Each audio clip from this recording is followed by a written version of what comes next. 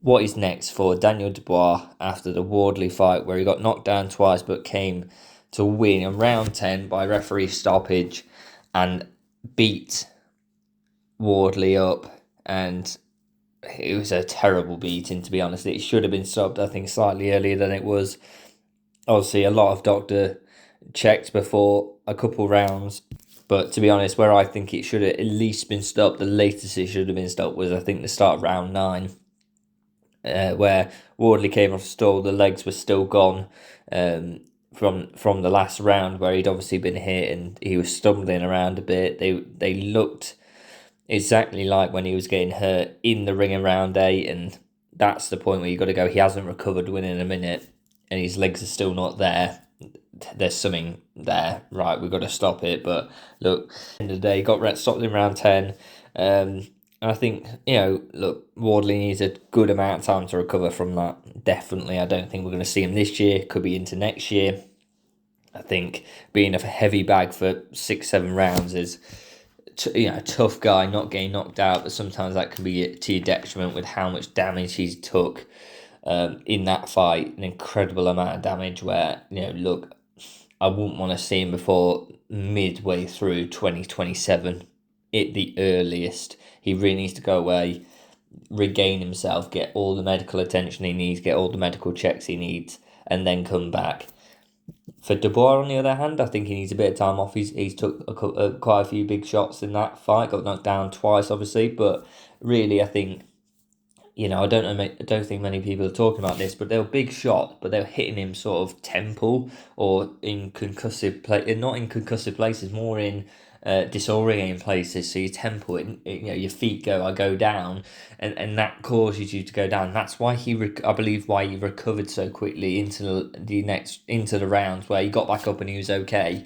An incredible fight IQ to take the knee. When he saw Wardley was going to come at him again, he went, right, I can't take another shot here. I don't think I'm going to take a knee and know that that'll give me enough time to just set myself, because again, he was disorientated with where it landed, I think around temple, around that area. And he was like, I'm not really massively hurt in the sense of it. It's more, I don't know if I can move out of the way of this, and I'm going to take something massive, which will be a bigger problem for me. Incredible work. I think the smartest fight we've seen Dubois have.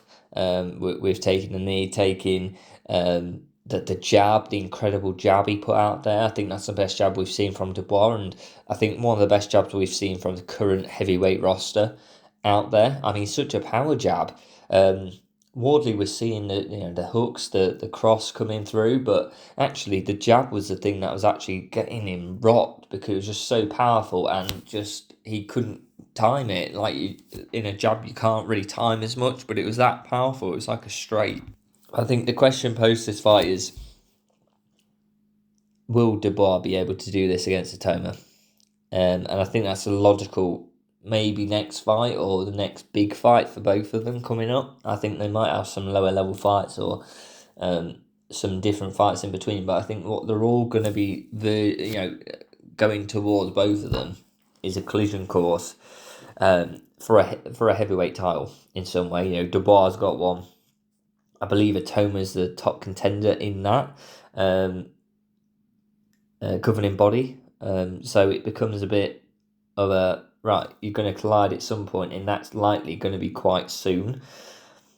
I think there's a problem with, when he's WBO top contender, does that get made? They're both with Frank Warren. Do they both think maybe not? Or Frank Warren says maybe not, we'll find different fights and then get you together later on. I think Dubois would, if he's going to fight Itauma ever or anyway, he'd want to do it as early as possible. Don't allow him to start getting in there with the top level heavyweights and understand what it's like.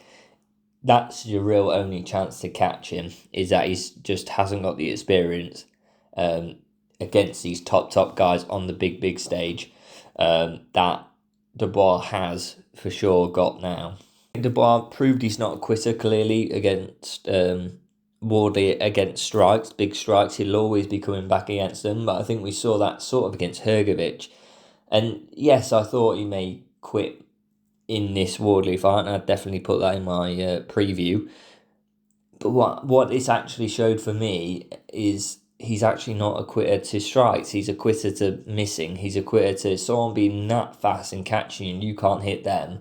Then he just starts going, I'm not going to win this.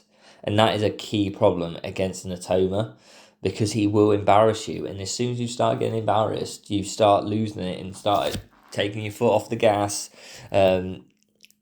And start trying to coast in and trying to survive in there, Itauma's going to get you quite easily. I think it'll be quite a show of who is the best, who has got the skill, who's going to really run this new era of boxing that we're starting to see develop. And I think that's it. I think you're getting knocked down twice against Wardley. You're just throwing one shot. I mean, it's a big shot.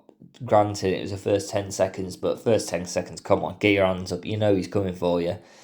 I think that's a scary bit where it's just a massive punch where, look, most fighters would get out of the way of that and should be just keeping your hand up and riding it at least. Whereas Itauma, look, he's going to come in fast. His hand speed is incredible. He's going to catch you at angles you never knew would be possible. And it's sort of, that's a major problem when you're getting hit massive, getting knocked down twice against Wardley. Yes, you won, but look, Itauma's a different level, and I think Itauma just breaks him. I think he just breaks his will in there with just making him miss, punching him, knocking him down, making him feel like he shouldn't even be in the ring with him. That you start seeing that Usyk Dubois sort of quit in Dubois. I think he starts getting knocked down. He starts going, right, now just leave it. I'm not going to win tonight. And I think it's a real problem for Dubois. I think incredible jab we've seen. I think that really ups the stock of Dubois.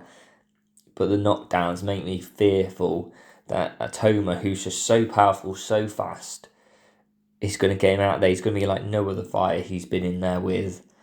And I think that's a big, big problem. I think Usyk's very different. I think there's a size difference there, but Usyk does embody the movement and ability to catch you at angles you never knew could happen. And I think that embodies in both Itauma and Usyk, but Itauma's so young, so fast.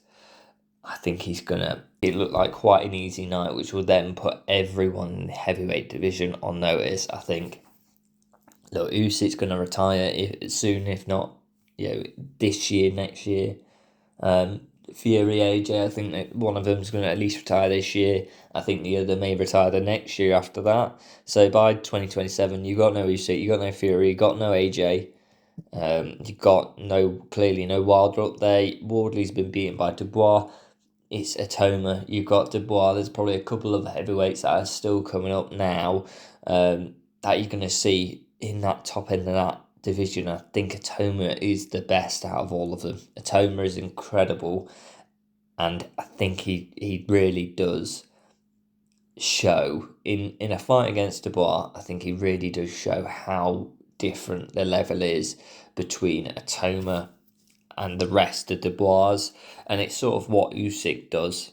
There's such a level difference between a Fury and AJ and Usyk that we've seen.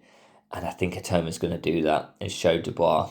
And I think he's going to put everyone on notice that he's coming for every heavyweight belt there is in the very, very near future. Let me know what you think in the comments down below. I hope, look, this could be the next fight, but it also could be the fight after that. I think, there may be a warm-up fight for Itauma to get a bit more up to that level.